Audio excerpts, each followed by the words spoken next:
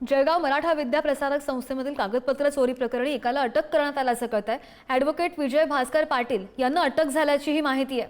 18 डिसेंबरपर्यंत त्यांना पोलीस कोठडी या संदर्भात सुनावण्यात आली आहे आणि संस्थेमध्ये बेकायदा घुसून कार्यालयामधून कागदपत्र चोरी केल्याची तक्रार त्यांच्यावर होती। गिरीश महाजन यांना अडकवण्याच्या गुन्ह्याशी या घटनेचा संबंध असल्याची तक्रार केली जाते आणि तपासासाठी सीबीआयचं पथक जळगावमध्ये पोहोचल्याची माहिती आहे। ड्राईव्हमध्ये सर्व गोष्टींचा उलगडा असा झालेला होता की निलेश भोईटे यांच्या घरी जाणे, त्यांच्या घरी चाकू, रक्त लागलेला चाकू ठेवणे किंवा ड्रग्स ठेवणे, ह्या सगळ्या गोष्टी त्या गोष्टीशी मॅच होत होत्या।